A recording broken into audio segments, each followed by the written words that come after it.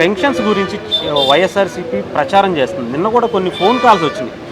ఆంధ్రప్రదేశ్ వ్యాప్తంగా ఉన్నటువంటి అనేక మందికి ఫోన్ కాల్స్ వచ్చి ఏంటంటే వైఎస్ఆర్సీపీ నుంచి పెన్షన్స్ అయితే ఏదైతే ఇంటికి వచ్చి ఇస్తున్నామో ఇవి టీడీపీ జనసేన కలిపి ఎలక్షన్ కమిషన్ దగ్గర నుంచి ఆపేవిచ్చే ప్రయత్నం చేసింది, ఆగిపోయాయి. వీళ్ళ కుట్రల వల్లే మీకు ఈరోజు పెన్షన్ రాలేదు అని చెప్పి. వాసవి ఆన్లైన్ సర్వీసెస్ మా వద్ద పాస్పోర్ట్ వీసా సర్వీసెస్ కలవు. వీసాలో 99% అప్రూవల్ సక్సెస్ రేట్ ఉంది. Please contact 8019482544. జగన్మోహన్ రెడ్డి గారి కాల్స్ ఫోన్ ఆయన వాయిస్తో వచ్చినాయి కాల్స్. అసలు దీని మీద చాలామంది అంటే అటు నుంచి కూడా ఏమన్నా తీసుకుందామంటే ఏదైతే జనసేన పార్టీకి టీడీపీకి అనుకూలంగా ఉన్న చాలామందిని ఓటేద్దాం అనుకున్న వాళ్ళని కొంత భయభ్రాంతులకు గురి చేశారు. రేపు పొద్దున్న వస్తే వీళ్ళు అసలు రానివ్వరు, పెన్షన్ కూడా ఇవ్వనివ్వరు టీడీపీ వాళ్ళు జనసేన వాళ్ళు అనే పరిస్థితికి తీసుకొచ్చారు. ఏంటంటారు అన్నది? ఇది వైఎస్ఆర్సీపీకి బాగా కలిసి వచ్చిన అంశం అని చెప్పాలి మనం. ఎందుకంటే జరిగినా వాళ్ళకే లాభం, జరగకున్నా వాళ్ళకే లాభం అన్నట్టుగా చిత్రీకరించారు. ఈ అసలు వాలంటీర్ల వ్యవస్థని గత నుంచి కూడా అనేక ప్రశ్నలు ఉన్నాయి వాలంటీర్ వ్యవస్థ మీద. పక్కన పెడితే ఇవాళ వాలంటీర్లు అందరూ ఏం చేస్తున్నారు, బాహాటంగా మీరు ఏ ఛానల్ చూసినా బాహాటంగా వాలంటీర్ కూడా వైఎస్ఆర్సీపీకి ఓటేయండి అని చెప్తున్నాడు. అంటే ఇంటింటికి మీ ఇంటికి పెన్షను లేకపోతే సరుకులు తీసుకొచ్చేవాడు, మీకు సంబంధించిన పథకాలు మీ ఇంటికి చేర్చేవాడు, వాడు మిమ్మల్ని ప్రభావితం చేస్తాడుగా ఖచ్చితంగా. ఓన్ చేసుకుంటుంది వాళ్ళే కదా, ఇది మన వాళ్ళు. 50 ఏళ్ళకి ఒకడు ఉన్నాడండి, వాళ్ళు ఖచ్చితంగా మిమ్మల్ని ప్రభావితం చేస్తారు కదా. అలాంటి వాళ్ళని ఇప్పుడు విగ్రహాలకే మనం మాట్లాడలేని విగ్రహాలకే ముసుగులేస్తున్నామండి. మరి నేరుగా ఇంటికి ఇన్ఫ్లుయెన్స్ చేసే భయపెట్టచ్చు, వాడు మాయ చేయొచ్చు, భయభ్రాంతులు గురి చేయొచ్చు, కుట్రలు చేయొచ్చు, ఏమైనా చేయొచ్చు. అనేక రకాల సామ వేద దాన దండోపాయాలు ఉపయోగించి ఈ ఫ్యామిలీ తెలుగుదేశం ఫ్యామిలీ, ఈ ఫ్యామిలీ జనసేన ఫ్యామిలీ అంటే ఆ ఫ్యామిలీని ఏదో ఒక రకంగా వాడు మభ్య పెట్టడం, మాయ చేయడం, భయపెట్టడం చేసి వాడు పోలింగ్ బూత్ దాకా రాకుండా చేయగలుగుతాడు. అవును, నిజంగా. ఇది గమనించిన ఎలక్షన్ కమిషన్ ఏం చేసిందంటే వాళ్ళని వద్దు అని చెప్పింది. వాళ్ళని విధుల్లో తాత్కాలికంగా విధుల నుంచి పక్కన పెట్టింది. ఎందుకు పక్కన పెట్టే పరిస్థితి కూడా ఎందుకు వచ్చింది? జగన్మోహన్ రెడ్డి సాక్షాత్తు మా బ్రాండ్ అంబాసిడర్లే అంటాడు. చాలా మంది మంత్రులు మా కార్యకర్తలకే మేము ఇచ్చుకున్నాము అంటారు. అటువంటిప్పుడు మీ కార్యకర్తలే కదా, వాళ్ళేం గవర్నమెంట్కి సంబంధించిన బాధ్యుల వాళ్ళు కాదు. బాధ్యులైతే వాడు ఏమైనా తప్పు చేస్తే చర్య తీసుకోవడానికి ఉంటుంది. వాడు బాధ్యుడు కానప్పుడు వాడు ఏం చేసినా అడిగే వాడు ఉండడుగా. అదే కదా గతంలో పవన్ కళ్యాణ్ గారు బాధపడింది.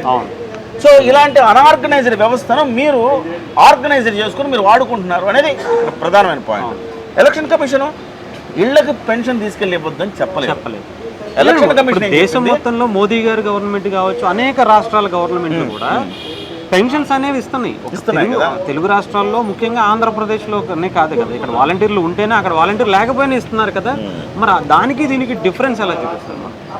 అదే మీకు ఇవ్వడం వేరు, మీకు భోజనం పెట్టడం వేరు, స్పూన్ తీసుకొని మీకు నోట్లో పెట్టడం వేరు.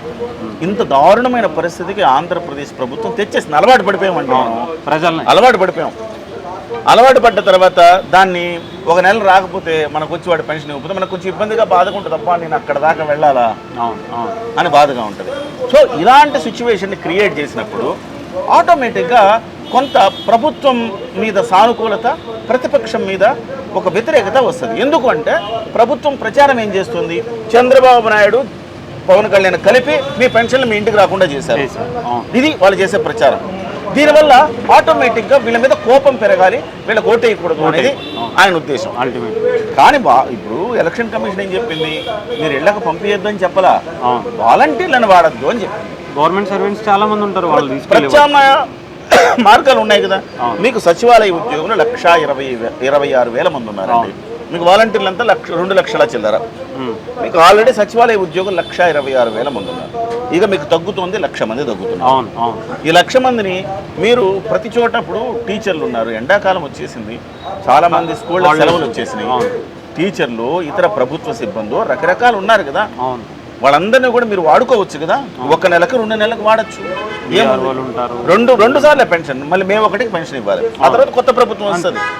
సో ఇది చేయొచ్చు కదా. అంటే ఇది మేము చెయ్యము అని కావాలని ప్రతిపక్షాల మీద నెగిటివిటీ స్ప్రెడ్ చేయడానికి జగన్మోహన్ రెడ్డి ప్రభుత్వం ఏం చెప్తుంది అంటే, ఇప్పుడు మళ్ళీ తాజాగా చెప్పింది 6వ తారీఖు దాకా పెన్షన్లు ఇస్తాము, వచ్చినట్టు వచ్చి మీరు సచివాలయానికి వచ్చి తీసుకోవాలి పెన్షన్లు అని చెప్పేసి ప్రకటన చేశారు. ఆ. ఎవరైనా మేము లేచి నడవలేమని చెప్పి సర్టిఫికేట్ ఉంటే వాళ్ళకు మాత్రం ఇంటికి తీసుకెళ్ళి ఇస్తారట. ఇవ్వమని చెప్పి ఇది కూడా గవర్నమెంట్ ఎంప్లాయీస్. అది కూడా గవర్నమెంట్ ఎంప్లాయీస్ ఇస్తారట.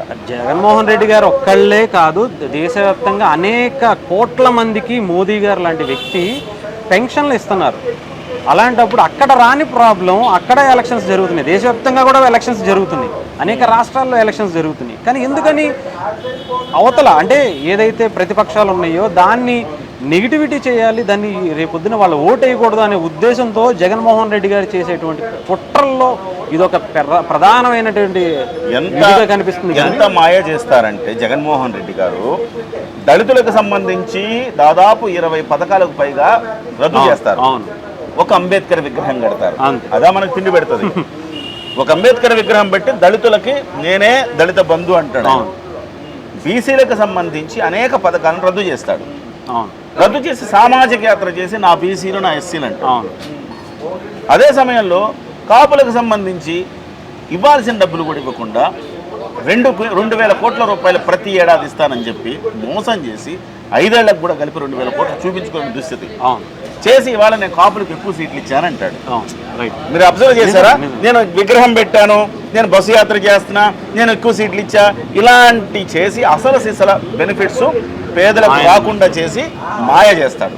ఈ మాయలో భాగంగానే కుట్రలో భాగంగానే వాళ్ళ పెన్షన్ని వాళ్ళు అద్భుతంగా వాడుకునే ఒక ప్రయత్నం చేస్తున్నారు. బహుశా నేను అనుకుంటాను హరీష్ గారు అందరు జనం గుర్తిస్తున్నారు, గమనిస్తున్నారు. సోషల్ మీడియా కదా చాలా ఈజీగా ప్రతి ఒక్క ముసలి వాళ్ళ చేతిలో ఉంటుంది. అందరూ మీరన్నట్టు దేశవ్యాప్తంగా పెన్షన్లు ఇస్తున్నారుగా. అవును, నెక్స్ట్ ప్రభుత్వం వస్తే ఏమన్నా మానేస్తుంది పెన్షన్లు ఇస్తుంది. ఈ ప్రభుత్వం ఇప్పుడు వచ్చే ప్రభుత్వం ఒకటి ఏదైనా మీకు సంక్షేమాలు ఇచ్చినప్పుడు ఆ సంక్షేమాలను రద్దు చేయడం అంత ఈజీ కాదు. మీకు రిజర్వేషన్లు ఇచ్చారా 10 ఏళ్ళని, ఇవాళకి రిజర్వేషన్లు అమలు అవుతున్నాయా? ఎందుకంటే ఒకసారి అలవాటు పడిన తర్వాత తీసేస్తే వ్యతిరేకత వస్తుంది. అలా మీ ఇంటికి పెన్షన్ తీసుకొస్తే అది చేయలేకూడదు, చేసిన తర్వాత మీ ఇంటికి పెన్షన్ తెస్తే ఆటోమేటిక్గా రెండోసారి మీ ఇంటికే పెన్షన్ తీసుకురావాలి. ఏ ప్రభుత్వం వచ్చినా తీసుకురావాలి. తెలుగుదేశం వచ్చినా, జనసేన వచ్చినా, కూటమి ప్రభుత్వం వచ్చినా కానీ తీసుకుని వస్తారు. వాలంటరీ వ్యవస్థను రద్దు చేయరు.